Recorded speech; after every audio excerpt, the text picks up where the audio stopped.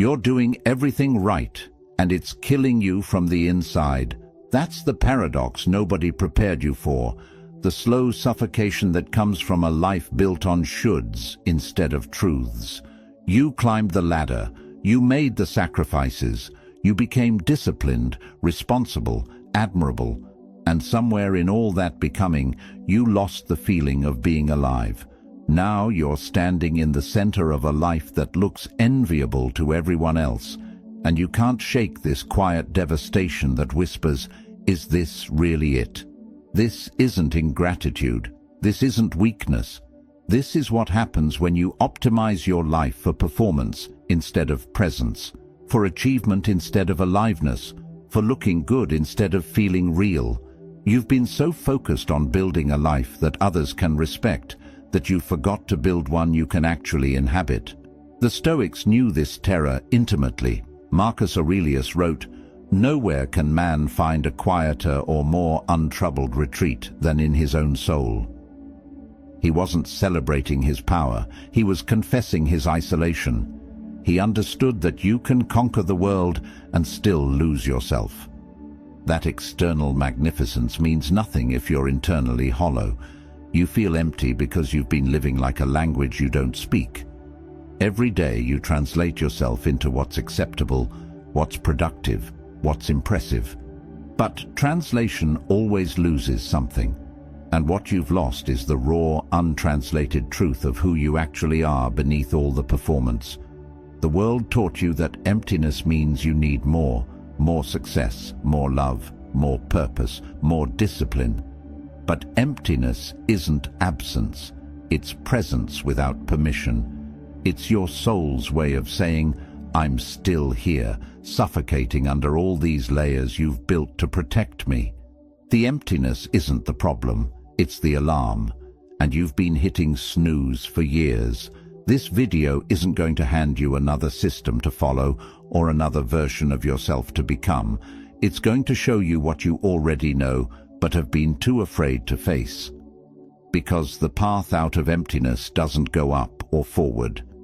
It goes in. If this is already speaking to something real in your life, hit that like button.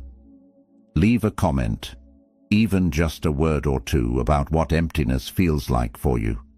Share this with someone who's suffocating in their own success. Subscribe, because we're going to keep having the conversations that matter, not the ones that comfort. And don't skip ahead. If you're done performing and ready to feel real again, type this below. I choose presence over perfection. Number 1. You feel empty because you've mistaken witnessing your life for living it. You've become a spectator in your own existence. You're watching yourself from a distance, narrating your experiences, curating your moments, but you're not actually inside them anymore. You take the photo instead of feeling the sunset. You think about how to describe the conversation instead of being moved by it. You're constantly one step removed, observing, analyzing, documenting, but not dissolving into the raw experience itself. This is the silent epidemic nobody names. We've trained ourselves to be our own audience. Every experience gets filtered through. How does this look? What does this mean? How would I explain this? Is this worth remembering? We've become so obsessed with capturing life that we've forgotten how to be captured by it. Marcus Aurelius wrote something that feels almost prophetic now. Confine yourself to the present. Not because the present is always pleasant, but because it's the only place where life actually happens. He understood that the mind's tendency is to drift, into memory, into planning, into judgment, into narrative. And when the mind drifts, you disappear. You become a ghost haunting your own body. The emptiness you feel is the natural consequence of never fully landing anywhere. You're physically here, but mentally everywhere else. You're eating without tasting, talking without connecting, moving without arriving. You've replaced direct experience with meta-experience, the experience of having experiences, and meta-experience is hollow. It's like reading a menu instead of eating the meal. Social media trained us for this. It taught us to live for the moment we can show others rather than the moment itself. But this goes deeper than phones. This is about a fundamental disconnection from immediate reality. You've learned to narrate your pain instead of feel it, to perform your joy instead of surrender to it, to think about your relationships instead of being vulnerable inside them. Here's what changed. You stopped trusting raw experience. Somewhere along the way, you started believing that unexamined life wasn't worth living, so you began examining everything, analyzing your feelings, explaining your reactions, justifying your choices. But there's a difference between reflection and constant surveillance. Reflection happens after you've fully lived something. Surveillance happens instead of living it. The Stoics practiced something they called phantasia, the ability to see things as they truly are, without the distortion of judgment or interpretation. Not positively or negatively, just clearly. A tree is a tree, rain is rain, pain is pain, joy is joy. They weren't trying to think their way into wisdom. They were trying to experience reality directly, without the interference of opinion. You can't think your way out of emptiness. You have to feel your way through it. And feeling requires you to stop commentating, to stop performing, to stop treating your life like content. It requires you to put down the invisible camera and actually taste your coffee, to stop planning what you'll say next and actually hear what's being said. To stop worrying about whether this moment matters and let yourself be swallowed by it. The richness you're craving isn't in bigger experiences. It's in deeper presence. It's in the 5 seconds where you forget yourself completely, where you're not managing your image or controlling the narrative or protecting yourself from feeling too much, where you just exist, undefended, unnarrated, alive in a way that has no words. If you're ready to stop being a spectator in your own life, drop this. I will live inside my moments. Number 2. You feel empty because you've been optimizing yourself out of existence. You've turned yourself into a project, a problem to solve, a machine to upgrade. You track your habits, measure your progress, audit your weaknesses, and strategize your improvements. You've read the books, listened to the podcasts, implemented the frameworks. You've become efficient, productive, disciplined, and in all that relentless self-improvement, you've accidentally engineered the humanity right out of your own life. There's a violence in constant optimization that nobody talks about. It's the violence of never being enough as you are, of treating your natural rhythms like bugs that need fixing, of pathologizing rest, spontaneity, messiness, or any moment that doesn't serve a clear purpose. You've become so focused on becoming better that you've forgotten how to simply be. Seneca warned about this exact trap.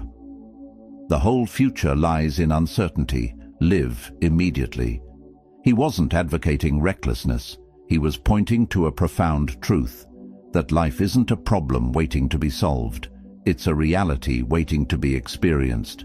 When you're constantly in improvement mode, you're living in a perpetual state of inadequacy. You're always the before picture, never the full human being. The emptiness comes from self-abandonment. Every time you override your tiredness to hit another goal, every time you ignore your body's signals because they're inconvenient, every time you dismiss your emotions as irrational or your desires as undisciplined, you're sending yourself a message. You, as you are not acceptable. You need to be fixed before you deserve to exist freely. And here's the cruelest part. Optimization never ends. There's always another level, another weakness to eliminate, another version of yourself that's slightly better than the current one. You've created a game you can never win, because the finish line moves every time you get close. So you run faster, work harder, eliminate more, And the emptiness grows because you're running away from the only thing that could actually fill it, yourself. You've confused growth with warfare. Real growth isn't about conquering yourself. It's about understanding yourself. It's about creating space for all of you, the disciplined parts and the lazy parts, the ambitious parts and the parts that just want to sit in the sun doing nothing. The Stoics didn't practice self-discipline because they hated themselves. They practiced it because they loved wisdom more than comfort. There's a massive difference between self-improvement rooted in self-hatred and growth rooted in self-respect. Think about the language you use with yourself. I need to fix this. I should be better. Why can't I just do it? That's not a coach talking. That's a tyrant. You've installed a dictator in your own head, and you wonder why your inner world feels like a prison. The path out isn't more discipline. It's more compassion. It's learning to distinguish between growth that nourishes you and optimization that depletes you. It's asking, am I doing this because it makes me more alive, or because I'm trying to earn the right to feel okay about myself? Am I expanding, or am I just exhausting myself? You don't need another productivity system. You need permission to be human, to be contradictory, to want rest without justifying it, to have an unproductive day without spiraling into shame, to exist in your body as it is, not as you think it should be. The emptiness you feel is your soul protesting its own imprisonment. Number 3. You feel empty because you've replaced intimacy with familiarity. You're surrounded by people, but you're not actually known by anyone. Not really. You have relationships, but they exist on the surface, safe, functional, predictable. You've learned to show up in ways that maintain connection without risking exposure. You share updates, but not truths. You have conversations, but not revelations. You're close to people in proximity, but distant in soul. This is the loneliness that lives inside togetherness. It's worse than being alone because at least alone you know why you feel isolated.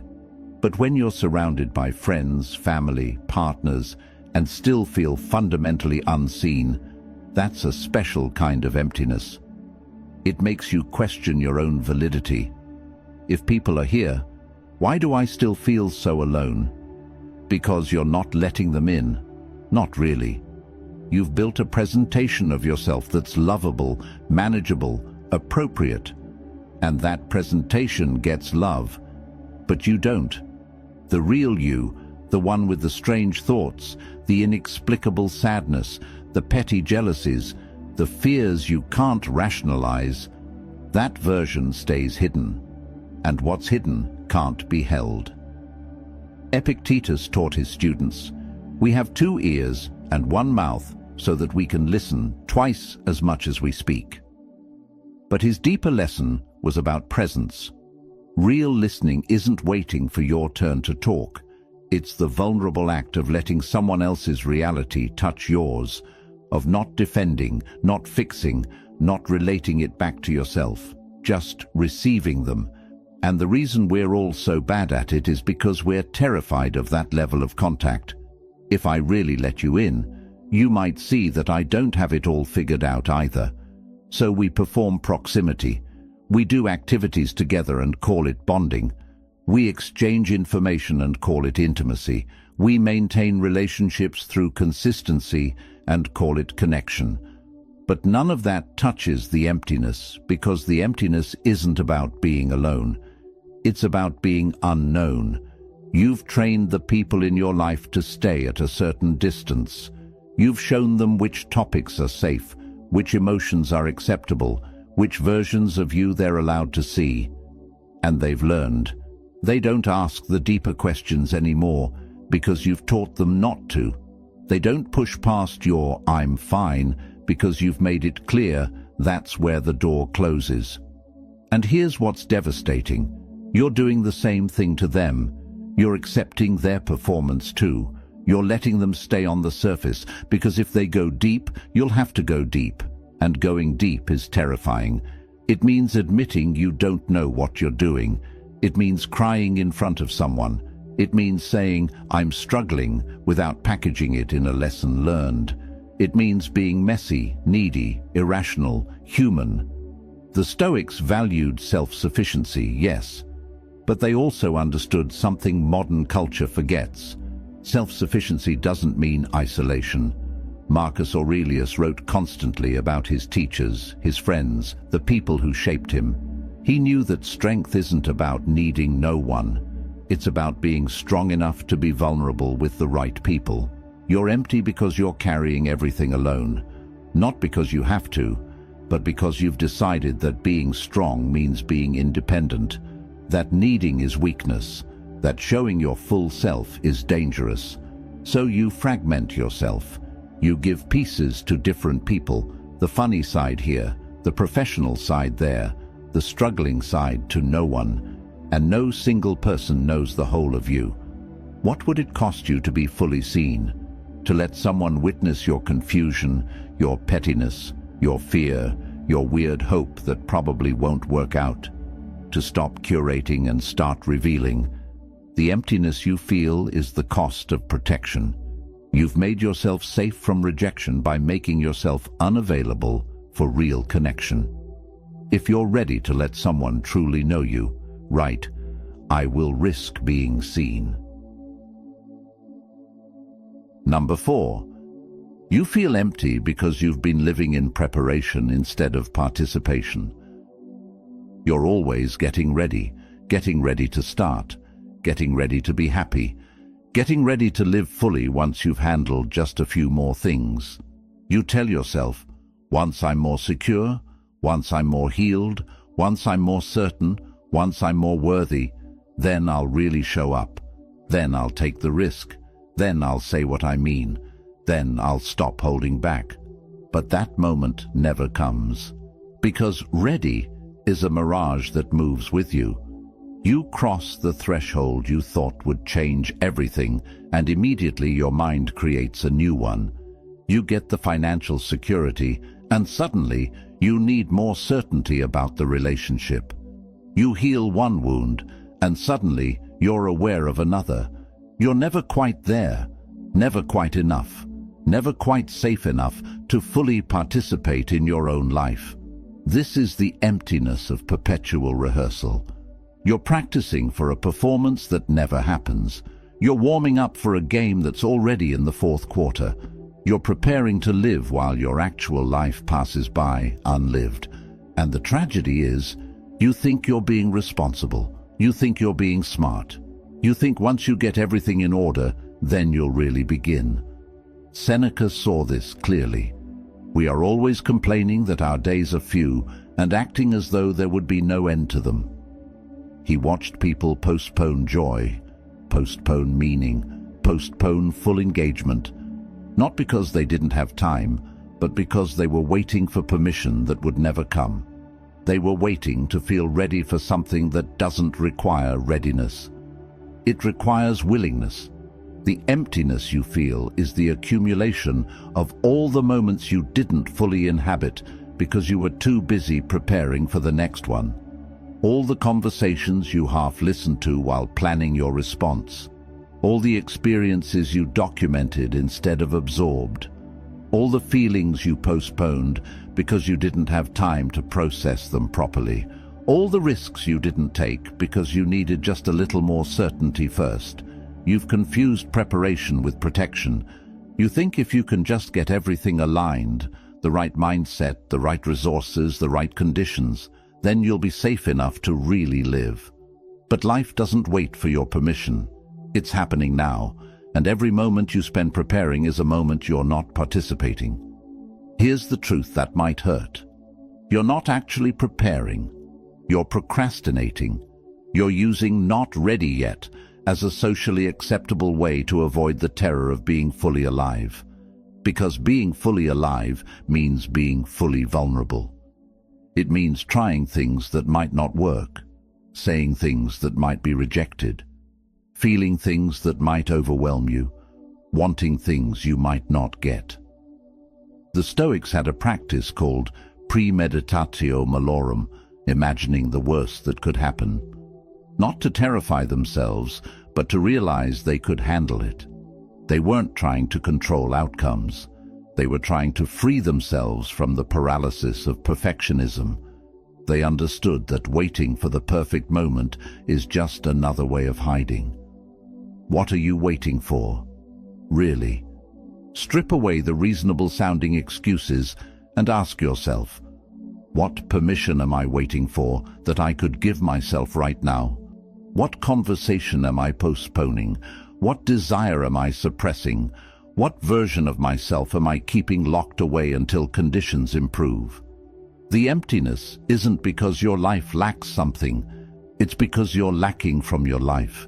You're the ghost at your own table, the observer of your own days, the understudy who never takes the stage.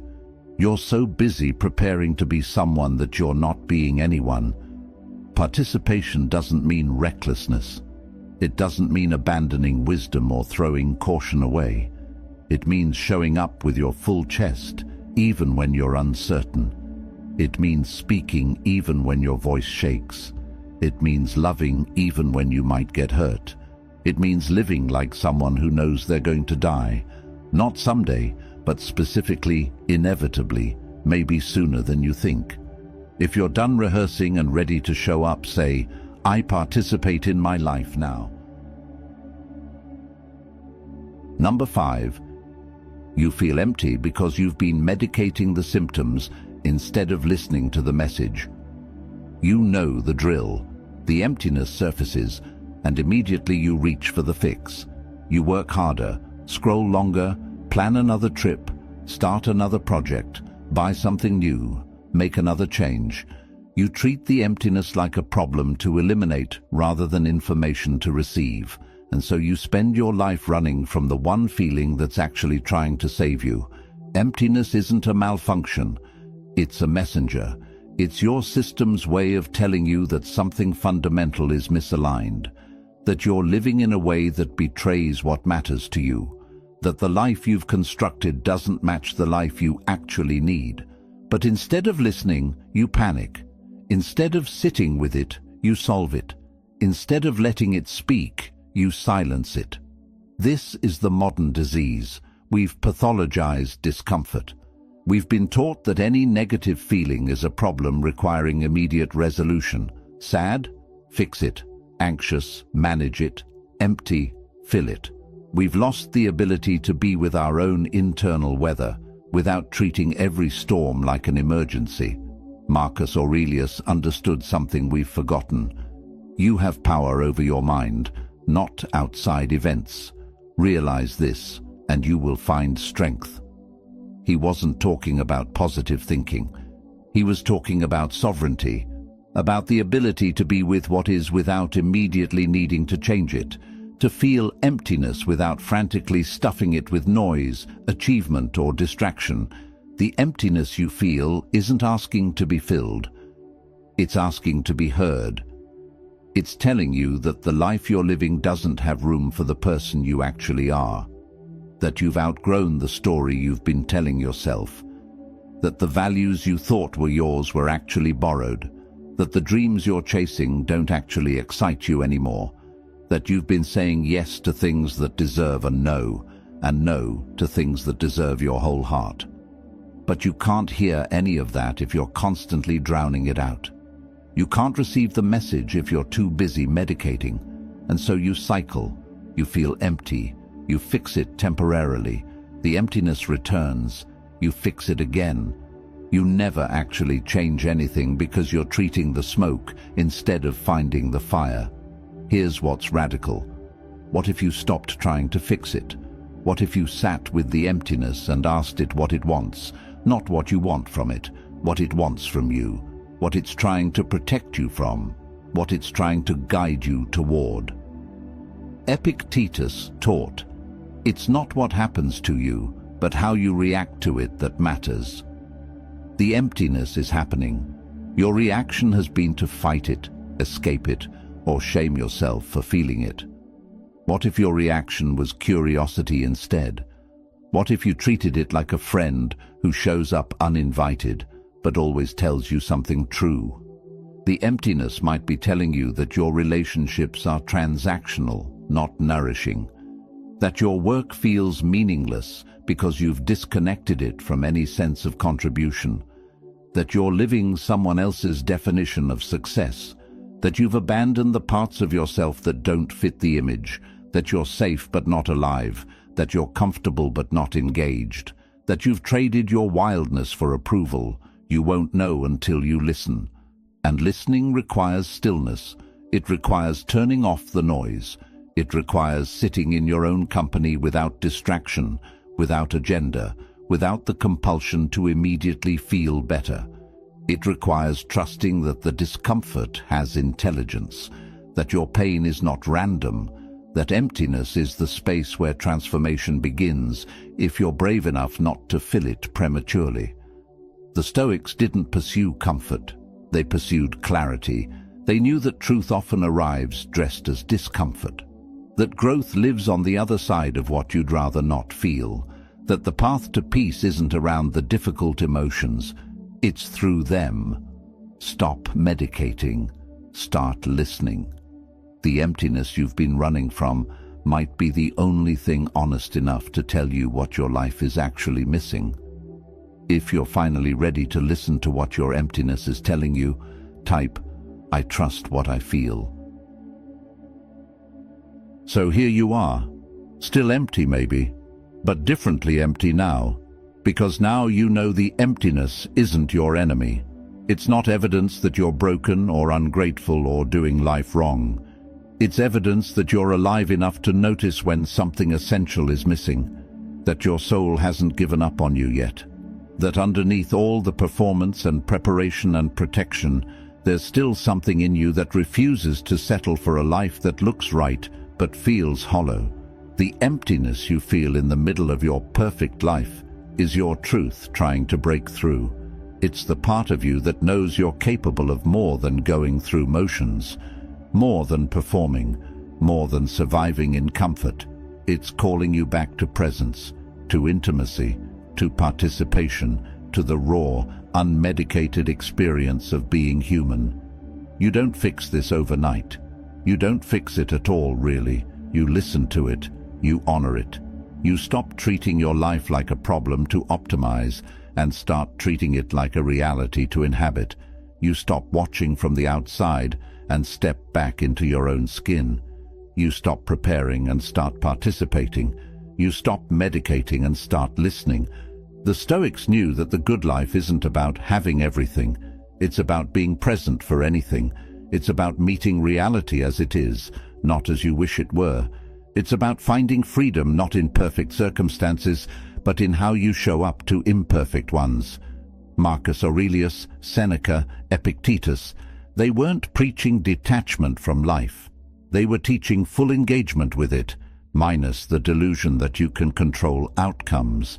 Your emptiness is asking you to come home, to yourself, to this moment, to the life you're actually living instead of the one you're endlessly preparing for. It's asking you to be known, not just impressive, to be present, not just productive, to be human, not just optimized. And maybe that terrifies you. Maybe the thought of being that real, that vulnerable, that undefended feels like too much. But consider this. The alternative is what you've been doing, and it's left you here, reading this, looking for something that will finally make sense of the ache. You already know what needs to change. The emptiness has been telling you all along. The question is, are you finally ready to listen? If this video touched something real in you, hit that like button. Leave a comment below. Tell me which part hit hardest, or just tell me you're here, trying. Share this with someone who needs to know they're not alone in feeling this way. And subscribe, because we're going to keep going deeper into what it means to be alive, not just successful. If this reached you where it matters, leave this below. I am alive, and that's enough.